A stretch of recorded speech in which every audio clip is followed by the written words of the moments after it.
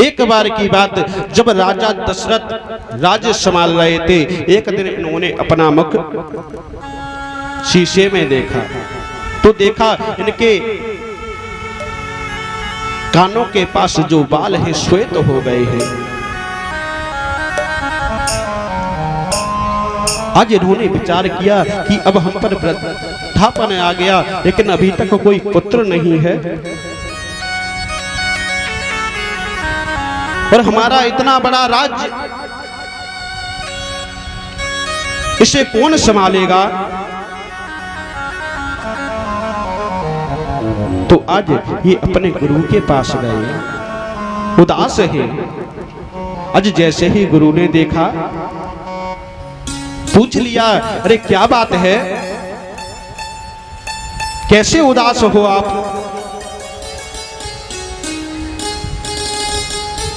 तो आज राजा दशरथ सब कुछ बता रहे हैं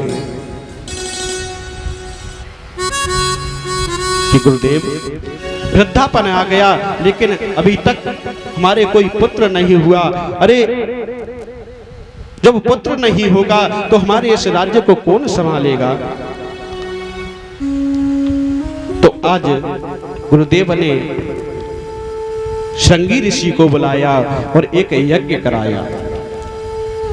उस यज्ञ में अग्निदेव चरु लेकर खीर लेके उत्पन्न हुए और ये खीर राजा दशरथ को दी और दशरथ से कहा कि ये अपनी तीनों पत्नियों को खिला दो जाकर के। आज जब तीनों पत्नियों को वो खीर खिलाई, आज इन्होंने दो भाग किए। एक भाग कौशल्या को दिया और एक भाग कैकेयी को दिया। और ये दोनों देवियां अपनी छोटी बहन जो तीसरी पत्नी है सुमित्रा, उनसे अत्यधिक प्रेम करती हैं। कथाएं तो अनेकों आती हैं, लेकिन जो भागवत जी में है तो भागवत जी में बताया है कि कैकेयी और कौशल्या जी ने सुमित्रा को अपने में से आधा आधा भाग दिया है। तो आज सुमित्रा ने इन दोनों माताओं को वचन दिया कि बहन, तुमने अपने हिस्से में से हमें दिया है, तो हम तुम्हें वचन देते हैं कि हमारे अगर दो पुत्र हुए तो एक पुत्र आपके पुत्र की सेवा करेगा और एक आपके पुत्र की सेवा करेगा। और हमेशा देखा होगा भैया लक्ष्मण हमेशा राम जी के साथ रहे हैं और भैया शत्रुघ्न हमेशा भरत जी के साथ रहे हैं। आज जब कुछ समय बीता, नौमी तिथि है, आज राजा दशरथ के यहाँ पुत्रों का जन्म हुआ। मैया कौशल्या के यहाँ प्रभु राम ने अवतार लिया है और उसके बाद कैकेयी के यहाँ भैया भरत ने अवतार लिया। तब तक दासी खबर लेके आ गई कि मैया सुमित्रा के यहाँ दो पुत्र रत्न उत्पन्न हुए हैं। आज उनका नाम रखा गया, तो उनका भी नाम लखन और शत्रुघ्न रखा गया। आज जब ये थोड़े से बड़े हुए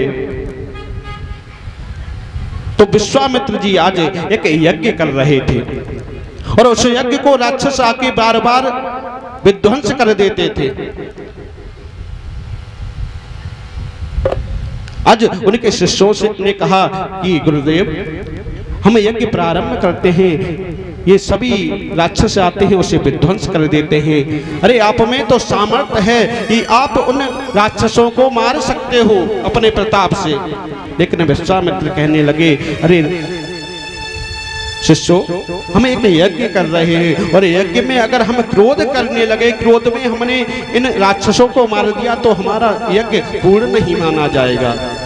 तो क्या किया जाए कि हम ऐसा करते हैं, दशरथ के पास जाते हैं और दशरथ से उनके पुत्रों को मांग के लाएंगे। आज जब विश्वामित्र जी राजा दशरथ के पास पहुंचे, राजा दशरथ से कहा कि राजन, हमें अपने दो पुत्र दे दो।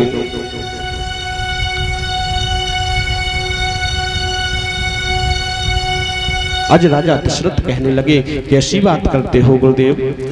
अगर आपको ये चिंता है कि राक्षस आके आपका यज्ञ विध्वंस करते हैं, आप मुझसे कहो, मैं अपनी पूरी सेना भेज दूंगा, लेकिन हमारे पुत्र हमारे नयन हैं, हम कैसे दे दूं इन्हें? अरे तुम्हें अपने यज्ञ की रक्षा चाहिए, मैं करूंगा चल के। अरे हमारे पुत्र हमेशा महलों में रहे, वो अभी ये नहीं जानते कैसे राक्षसों से युद्ध करना है। विश्वामित्र समझा रहे हैं, पास में वशिष्ठ गुरुदेव जी बैठे हैं, उन्होंने भी समझाया कि दशरथ, अरे तुम चिंता मत करो, तुम राम को साधारण समझ रहे हो, अरे हमने शिक्षा दी है इन्हें, तुम इन्हें भेज दो। आज वशिष्ठ जी के कहने पर जब राम जी को भेजा गया, आज वहां पर यज्ञ की रक्षा की, यज्ञ पूर्ण कराया। तब तक आज जनकपुर से विश्वामित्र जी के लिए निमंत्रण आया कि जनकपुर में स्वयंवर है, जिसमें जनक जी की जो पुत्री हैं सीता मैया, उनका स्वयंवर होना है और आपको आना है। आज विश्वामित्र जी जनकपुर गए, जनकपुर जाकर के उस स्वयंवर में शामिल हुए। आज जनकपुर में जब पहुंचे हैं तो प्रातः काल का समय हुआ। आज राम जी से कहा कि राम, हमें पूजन करना है और पूजन के लिए पुष्प लेके आओ। आज पुष्प लेने गए हैं प्रभु राम, पुष्प वाटिका में पहुंचे हैं। पुष्प वाटिका में मैया सीता जी भी आई हैं गौरा मैया का पूजन करने। और आज जब मैया सीता ने प्रभु राम को देखा और प्रभु राम ने मैया सीता को देखा, तो संतों ने कहा, बहुत सुंदर भाव दिया कि राम को देख करके जनक नंदनी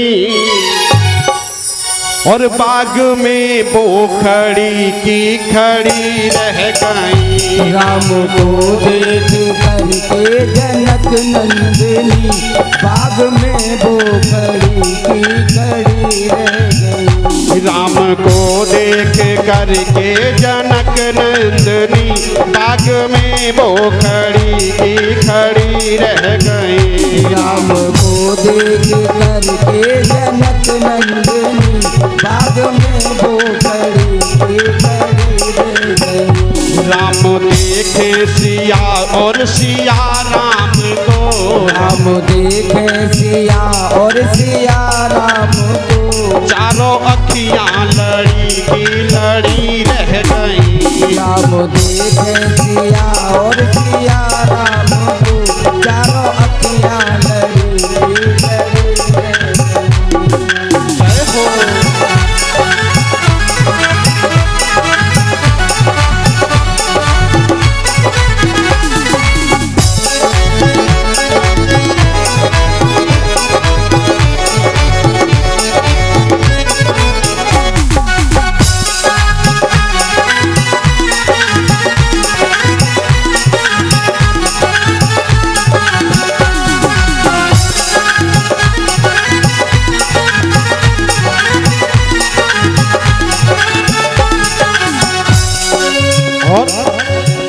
हे जनकपुर गए देखने के लिए, हे जनकपुर गए देखने के लिए, सारी सखियां झरोकों से झांकन लगी। वो सारी सखियां झरोकों से झांकन लगी। देखते ही नजर मिल गई प्रेम की, देखते ही नजर मिल गई प्रेम की, जो जहाँ थी खड़ी की खड़ी रह गई। देखते ही नजर मिल गई प्रेम की, जो जहाँ थी वहाँ पे खड़ी रह गई। राम को देख करके जनक नंदनी, वो देख करके जनक नंदनी बाग में वो खड़ी की खड़ी रह गई। वो बाग में वो खड़ी की खड़ी रह गई। जय हो।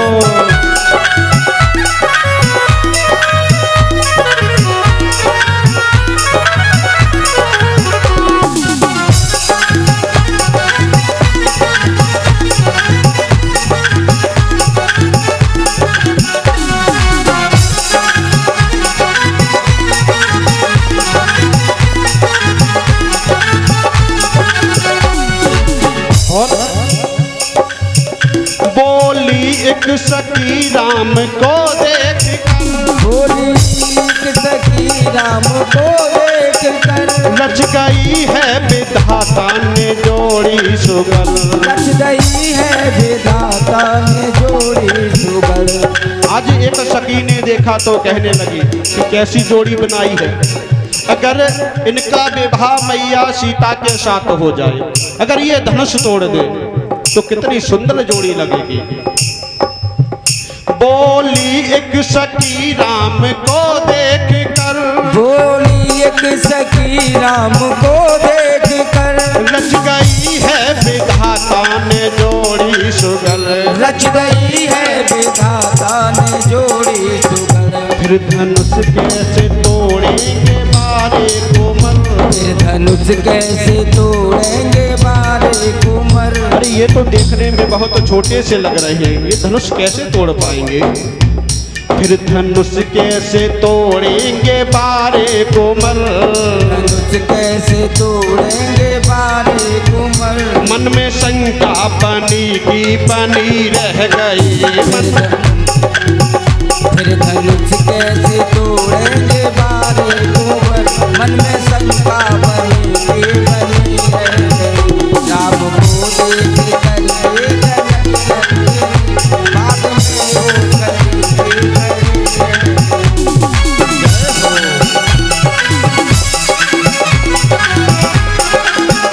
को देख करके जनक नंदिनी, बाद में वो खड़ी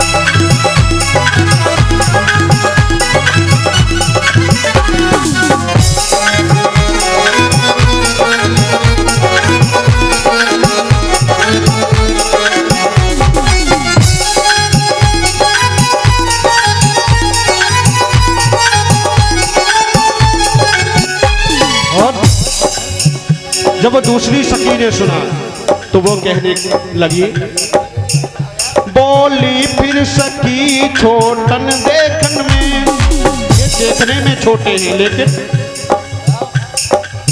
फिर चमत्कार इनका नहीं जानती। लेकिन इनका चमत्कार तुझे नहीं पता। क्या चमत्कार किए हैं पता है?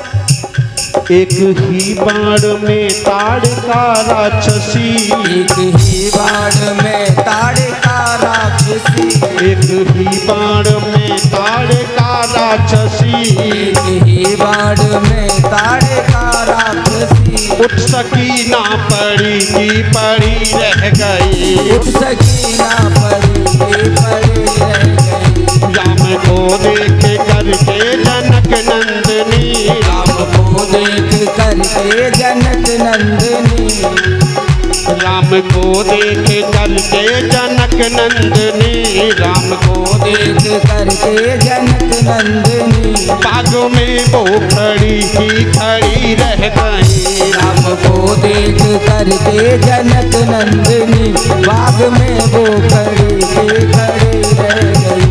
बाग में वो खड़ी की खड़ी रह गई, बाग में वो खड़ी की खड़ी रह गई। बोलिए रामचंद्र सरकार की जय हो। आज जब जनकपुर में स्वयंवर हुआ तो प्रभु राम ने धनुष तोड़ा और मैया जानकी से विवाह किया। उसके बाद जब अयोध्या में आए और अयोध्या में जब राज तिलक की बारी आई तो मैया कैकेयी ने वरदान मांग लिए और वरदान में मांगा कि मेरा जो पुत्र है भरत, उसे राज्य सिंहासन दिया जाए और राम को 14 वर्ष का वनवास दिया जाए। आज उस वनवास को बिताने के लिए प्रभु राम अपने नगर से निकले हैं। आज नगरवासी बेचैन हैं कि प्रभु राम हमें छोड़कर जा रहे हैं। अरे जिनके बिना हम पल भर नहीं रह सकते, उनके बिना 14 वर्ष तक कैसे रहेंगे। आज वो सभी नगरवासी भी राम जी के पीछे जाने लगे। आज राम समझा रहे हैं, अरे तुम क्यों आ रहे हो पीछे। अरे पिताजी ने वचन दिया था, उस वचन को निभाने के लिए मैं तो जा रहा हूं। तुमको हमारे पीछे नहीं आना चाहिए। लेकिन वो नगरवासी नहीं माने। आज प्रभु के पीछे पीछे जा रहे हैं। आज सुमंत राम जी को रथ में बिठाकर आज छोड़ने के लिए गए। राजा दशरथ ने कह दिया कि सुमंत तुम हमारे मित्र हो, हमारे सेनापति हो। राम नहीं मान रहे। सिर्फ राम को अपने रथ में ले जाना और तुम कुछ दूर तक घुमा के और वापस ले आना।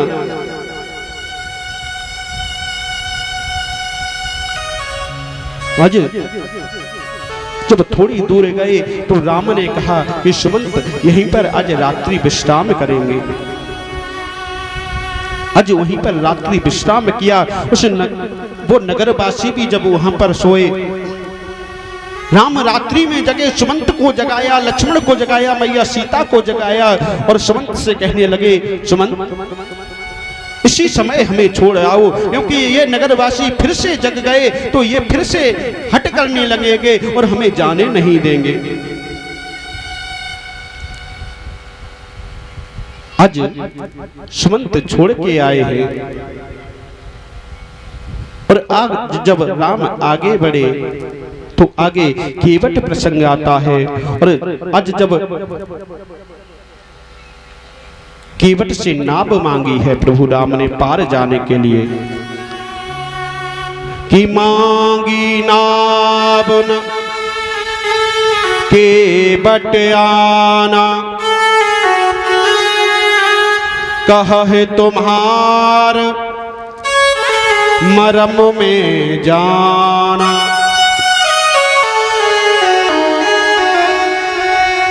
संत इस चौपाई पर बहुत बहुत अर्थ निकालते हैं। कुछ संत कहते हैं कि प्रभु राम ने नाव मांगी नहीं फिर भी केवट आ गए, और कुछ संत कहते हैं कि मांगी नाव न केवट आना, केवट नहीं आए। प्रभु राम ने नाव मांगी मगर केवट नहीं आए।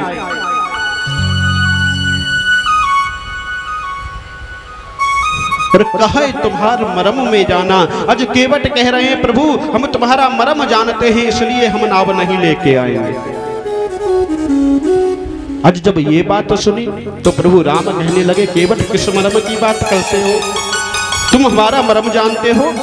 अरे आज तक हमारा मरम तो कोई भी नहीं जान पाया और तुम कहने लगे तुम हमारा मरम जानते हो। प्रभु राम कहते हैं, केवट अरे मरम न जान सकी मैया, मैंने जिसके गर्भ से जन्म लिया है वो तक मैया हमारे मरम नहीं जान पाई और तुम कहते हो हमारा मरम जान गए। कि मरम न जान सकी मैया, और जिसके कुछ का मैंने दूध पिया और दिया पुत्र का प्यार, पिता ने हमें निस दिन गोदी में लाड़ दिया।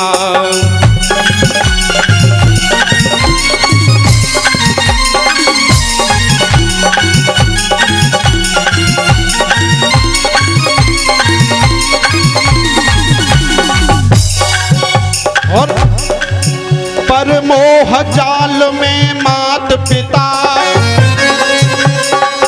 मेरा कुछ भी न भेद पाए। लक्ष्मण भैया और जनक लली कछ मरम न मेरा जान पाए।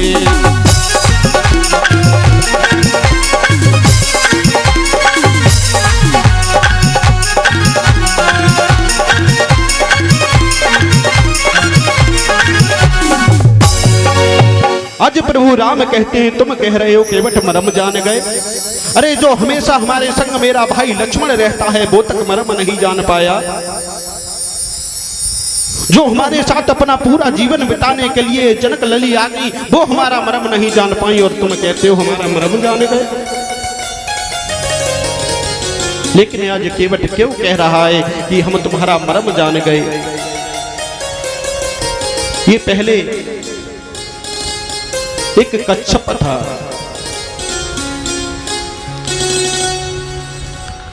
विष्णु भगवान शेषनाग की सैया पर लेटे हुए थे। इसने देखा कि भगवान लेटे हैं, ये प्रणाम करने के लिए आता, लेकिन शेषनाग देखते कि ये कच्छप आ रहा है तो कच्छप फुसकार मार देते, ये दूर हो जाता। आज वही केवट कह रहा है कि प्रभु आप नारायण थे, आपने हमें अपने पैर नहीं छूने दिए और आप आज कहते हो कि हमें गंगा के पार निकाल दो। अरे हमारा भी काम है पार उतारना और आपका भी काम है पार उतारना। हम गंगा के पार करते हैं, आप इस संसार से पार करते हैं। जब आपने हमें पार नहीं किया तो हम कैसे आपको कर दें?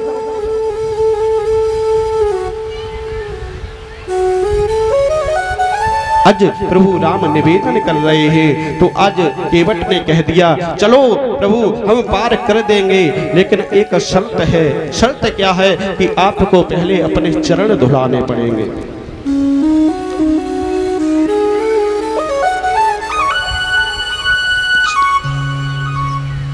राम कहने लगे चरण क्यों धुलाने पड़ेंगे? तो केवट कहने लगा हमने सुना है कि आपके चरणों में ऐसी जादू भरी रज है जिससे पत्थर भी नारी बन जाया करते हैं।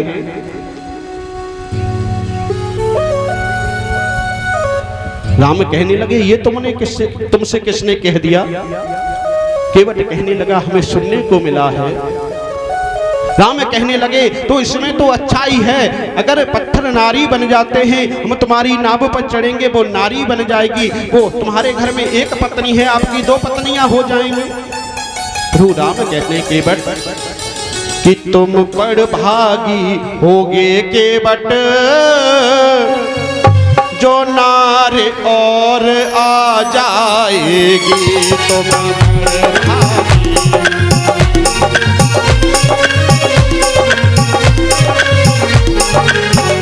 तुम बड़ भागी हो केवट, जो नार और आ जाएगी।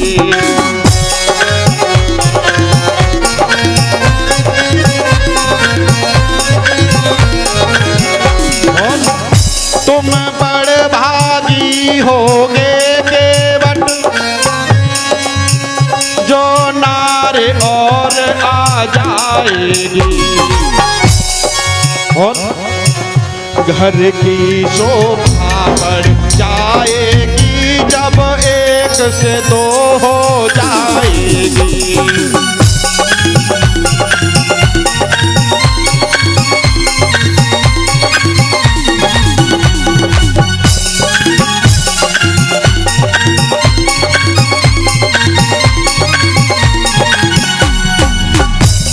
और अगर दो हो जाएंगी तो उसमें भी फायदा है। क्या फायदा है? सेवा चरणों की एक करे, सेवा चरणों की एक करे, और दूजी सिर बैठ दबाएगी।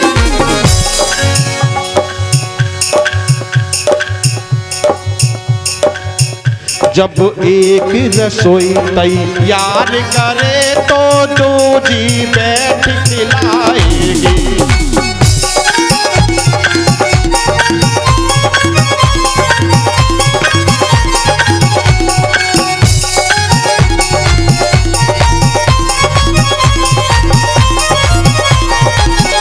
और केवल तुम्हें पता होगा रुपयों में एक रुपये का, अगर देखा जाए आपके पास रुपए हो, रुपयों में एक रुपये का केवट कुछ महत्व नहीं होता। और एक पुत्र इकलो भैया परिवार का महत्व नहीं होता।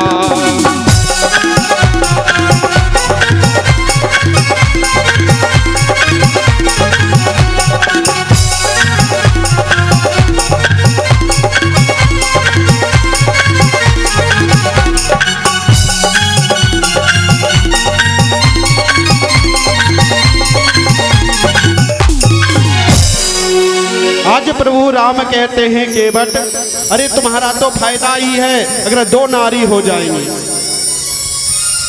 एक रसोई में भोजन बनाया करेगी, एक बैठ के आपको जिमाया करेगी।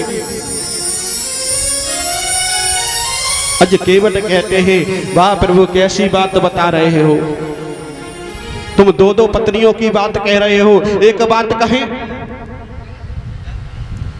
कि सुरजी सुनीति दो नारी यदि और ओतान पाद के ना होती।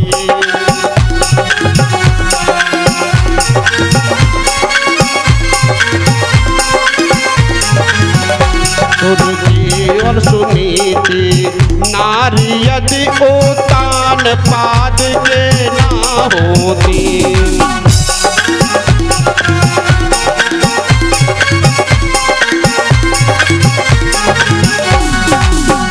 सुरजी सुनीति दो नारी यदि उतान पाद के ना होती। तो ध्रुव बन खड़ी को ना जाते, तो ध्रुव कभी भी उस वन में ना जाते, छोटी सी आयु में उन्हें वन में जाना पड़ा। तो ध्रुव बन खड़ी को ना जाते, राजा की ख्वारी ना होती।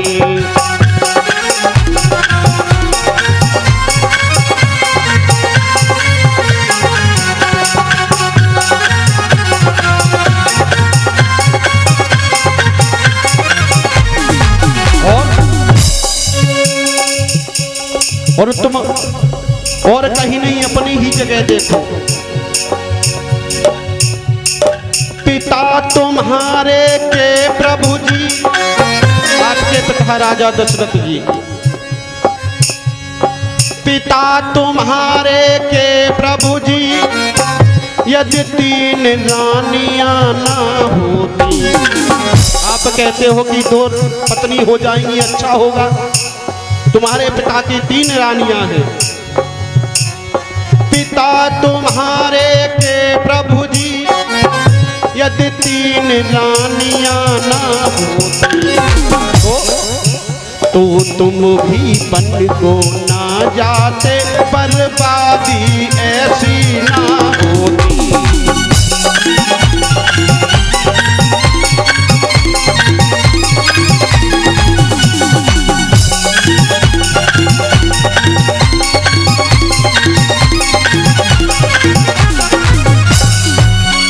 आज केवट कह रहा है कि प्रभु आप कहते हो दो नारियां हो जाएंगी अच्छा होगा, अरे तुम ही देखो अगर तुम्हारे पिताजी के तीन रानियां नहीं होती तो तुम भी आज यहाँ पर नहीं आते और हमसे नाव नहीं मांग रहे होते। आज बहुत देर हो गई तो प्रभु ने कहा केवट चलो ठीक है, तुमको चरण धुलने हैं, चरण धुल लो। आज केवट ने कठौता मंगाया और चरण धुलने लगा। आज एक पैर पर प्रभु खड़े हैं, बहुत देर हो गई, चरण धुल रहा है। प्रभु राम कहने लगे केवट अरे जल्दी करो, हमारे पैर में दर्द होने लगा। तो केवट कहने लगा अरे प्रभु हमारे सर पर हाथ रख दो, सहारा मिल जाएगा, दर्द कम होगा। आज प्रभु ने अपना हाथ केवट के सर पर रख दिया। आज प्रभु ने केवट के वो पुण्य उदय किए हैं जिन जन्मों से ऐसे ही पड़े थे। आज प्रभु राम 14 वर्ष के लिए वनवास में गए और वनवास व्यतीत किया। वहां पर मैया सीता को रावण ने हरण किया और रावण से विजय प्राप्त करके मैया सीता को प्रभु राम लेके आए और अयोध्या में आकर फिर से प्रभु राम का राज्याभिषेक किया गया और वहां पर प्रभु राम ने राज्य संभाला।